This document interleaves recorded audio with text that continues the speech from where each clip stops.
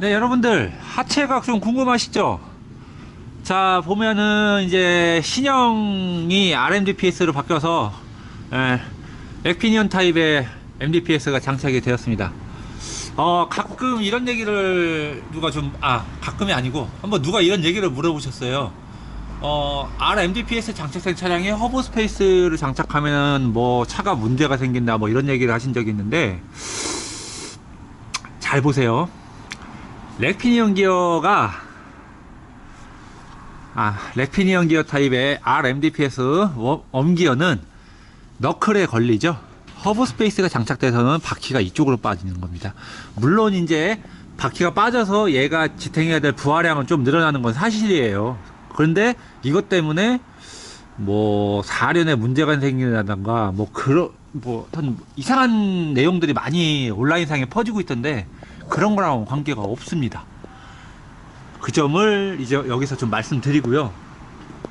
그리고 미션 쪽으로 가볼게요. 특이한 게 하나가 생겼어요. 자, 미션 D입니다. 미션 D 보면 뭐가 좀 이상하죠? 뭐가 하나 빠졌어요. 예, 맥동 댐퍼가 빠졌습니다. 댐퍼가. 저게 지금 트랜스퍼 케이스인데요. 저 트랜스퍼 케이스에 동그랗게 댐퍼가 하나 붙어 있었을 거예요. 그게 이제 진동이나 어떤 특정한 주파수의 어떤 뭐라고 해야 되나, 떨림을 잡아주는 그런 댐퍼인데, 그게 삭제가 됐습니다. 그 부분이 상대가 좀 이해가 안 돼서 이렇게 작업을 하다 보니 대우에 붙었네요. 이것도 내내 맥동 댐퍼입니다. 대우에 어떤 떨림이나 그런 게 좀 문제가 있었나 봐요. 여러분도 잘 아시겠지만은 이 차가 주행 중에 특정 속도에서 떨림 있는 증상이 있었어요. 그것 때문에 그런가? 하여튼 대우가 약간 형상이 변경이 됐죠. 지금 밑으로 이렇게 이 부분이 주물이 변경이 되면서 댐퍼가 뒤쪽으로 붙었습니다. 자, 그리고 작업은 이렇게 현재 완료가 돼 있고요. 그 다음에 요소스 카바, 대우 카바까지 다 장착을 했는데, 요 발판이 전동이 아니에요. 수동이에요. 수동입니다. 모터가 없습니다.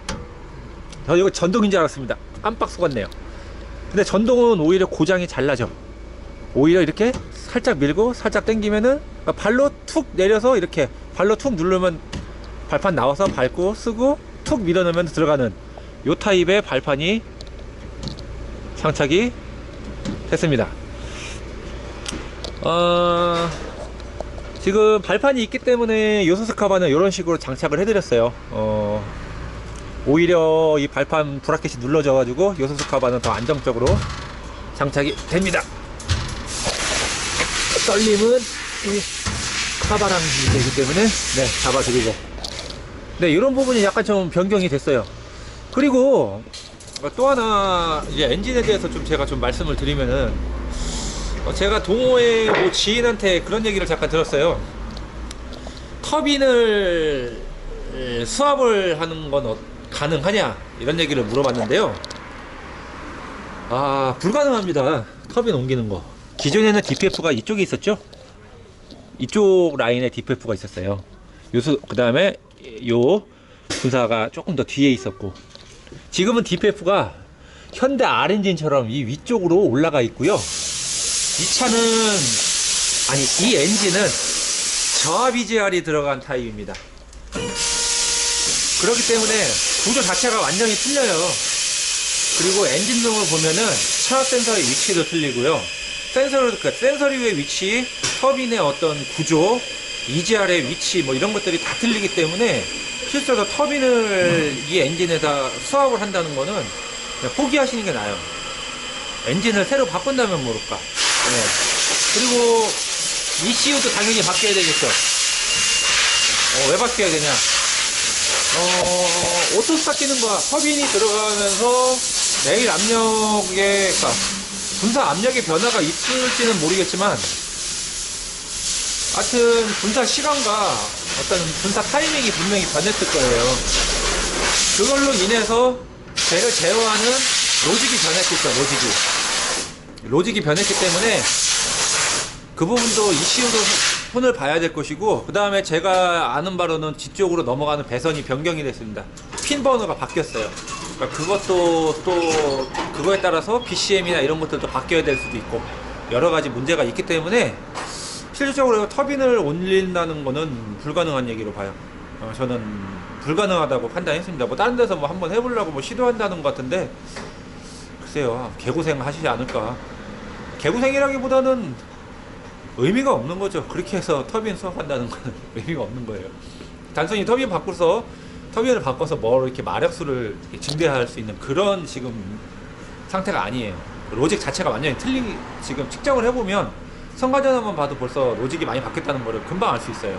네, 그런 점도 요번에 참고하시길 바라겠습니다. 자, 시동을 걸었습니다. 계기판 보세요. 멋있습니다.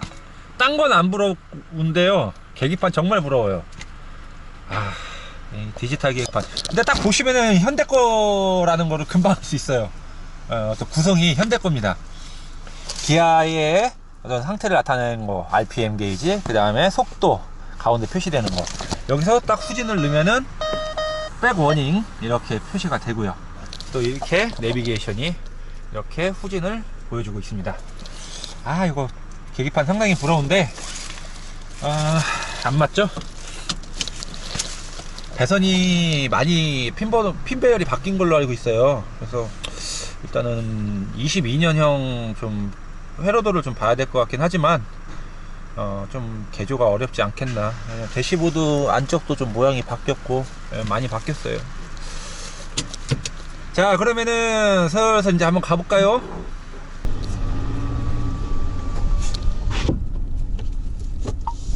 엔진 소리는 마력수가 올라가서 그런가 약간 걸걸하지만, 이전에 그 토크만 올라갔을 때 그 미션에서의 그 꽝 하는 그 소리는 없어졌어요. 그때 하여튼 엔진 토크랑 미션하고의 좀 궁합률이 안 맞아가지고 그 소리가 났었잖아요. 그 소리는 없어졌고요. 지금 딱 풀 악셀인데 확실히 접지를 한 차량은 표시가 나네요. 틀려요. 그러니까 이전 차의 그 느낌에서 조금 더 나아졌다는 느낌. 이거는 약간 좀 아쉽네요. 확실히 엔진 마력수만으로 그 어떤 로직 제어에 대한 부분을 개선하기에는 우리가 이기는 건 사실이죠.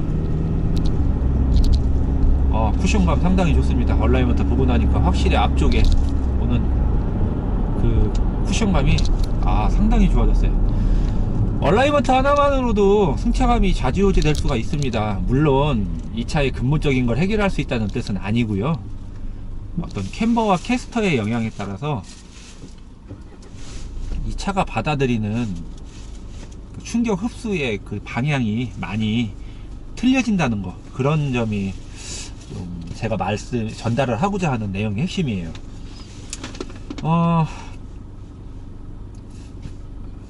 일단 지금 이렇게 주행을 한 번 더 한 다음에 2차 얼라이 교정을 들어간 다음에 2시까지 이 차를 인수를 해드리러 제가 세종까지 갔다 와야 됩니다. 손님한테 직접 인수를 해드려야 돼요. 이 손님은 저희가, 그러니까 이 차가 입고가 된 게 어떻게 입고가 됐냐면, 영업사원분하고 사전에 미리 손님께서 요청하신 작업에 대해서 상의를 했고, 그 다음에 이 차가 오늘 탁송으로 이제 왔어요. 뭐 썬팅이나 언더코팅, 블랙박스 등등 모든 작업을 마치고 입고가 됐고요.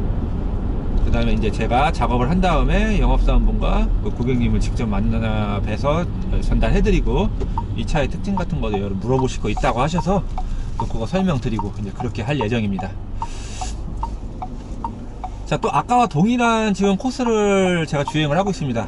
그래야 좀 냉철한 작업 전후에 비교가 되기 때문에 저희가 지금 똑같은 코스를 돌고 있고요. 더군다나 지금 이제 올 때 5km, 이제 제가 시험 주행하면서 이제 5km 더 추가돼서 10km 지금 카운터가 되고 있네요.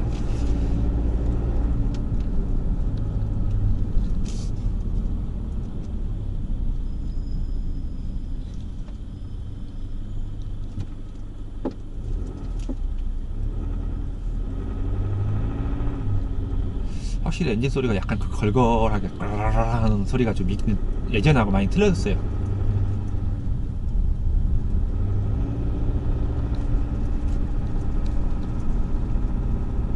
그러니까 디지털 클러스터에 나오는 어떤 그런 것들은 모든 게 다 정상인데 요거 한번 보여드려야 될 것 같아요. 지금 계기판에 이렇게 공기압이 따로 이렇게 또 표시가 되죠, 좌측에. 그 다음에 지금 또 RPM 게이지로 바뀌었죠.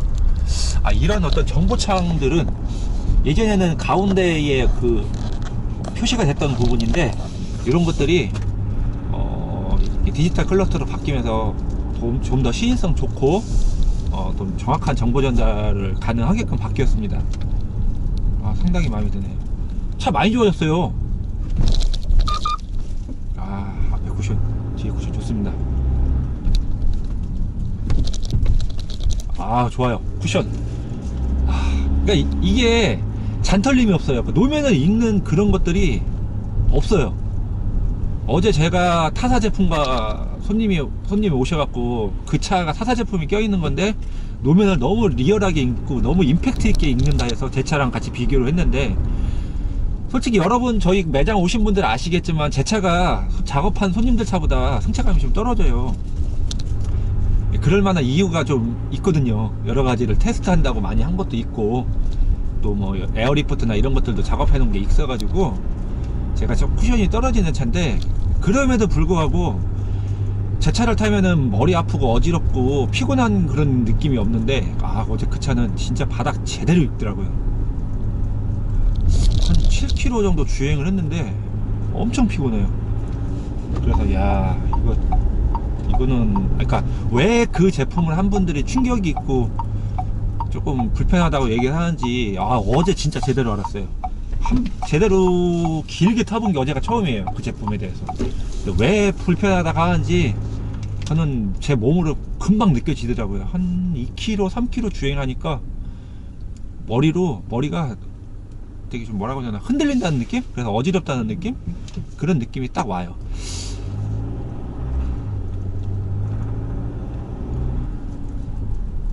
엔진의 까랑까랑한 소리가 확실히 이전하고 틀렸는데요. 이전보다 엔진 소음은 조금 더 있어요. 있는데 뭐 전혀 불편할 정도의 그런 엔진 소음은 아니고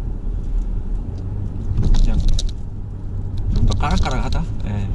지금 이렇게 공사 포장하되 지나가지만 엉덩이에서 허리까지만 충격이 오지 이게 어깨를 타서 머리로 올라오는 진동이 없어요. 그러니까 일반적으로 SUV 정도 수준은 나온다는 얘기죠. 저희 그 다나베랑 프로펜더 조합이 그래서 손님들이 많이 편하다 이렇게 얘기를 많이 하시고요. 뭐 어제 오셨던 분이 말씀하시길 동호회에서 뭐 얘네들 우리 다나베가 처진다 막 그렇게 얘기를 하시는데요. 컨셉이 틀려요. 다나베는 적당한 중량과 승차감을 위한 그럴 목적으로 스프링을 개발했기 때문에 타사 제품처럼 고강성의 그런 스프링을 만들 수 있지만 그렇게 방향을 안 잡았어요, 제가 알기론. 그리고 다나베는 눌렸다가 다시 복원이 됩니다. 그게 국산 스프링과의 차이점이에요. 오래 쓰더라도 다나베는 처짐 현상이 거의 없다고 보시면 됩니다. 근데 동호회에서는 뭐 특정 제품을 엄청나게 밀면서 다나베 안 좋다 막 이렇게 계속 많이 얘기를 하시나 봐요. 그런 내용을 어제 들었는데 뭐 알고 있던 내용이고 또 그렇게 뭐 동호회에서 함에도 불구하고 실질적으로 동호회 스티커를 붙이고 계신 분들도 다나베를 하러 오시는 분들이 상당히 많아요. 왜? 승차감이 이게 좋다는 걸 다 알고 계시니까. 그리고 안정성도 훨씬 좋아요. 주행감이 훨씬 낫다는 얘기죠.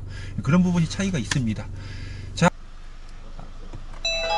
여러분 마지막으로 엔딩 클러스터 화면 멋있습니다. 자, 지금 얼라이먼트 3차까지 교정이 끝났습니다. 시운전을 계속해서 이상 있는지 없는지 계속 체크해 가지고요 3차까지 교정을 지금 다 했고 이제 마무리를 지었어요. 시험 운전을 해보면은 딱 알죠. 이제 핸들이 좀 돌아간다, 쏠림 현상이 있다, 그런 거 다 체크해서 총 3회 교정을 했고요. 마지막으로 한 가지 이제 콜로라도하고 좀 비교를 한번 해보겠습니다. 콜로라도도 전자식 스티어링이죠.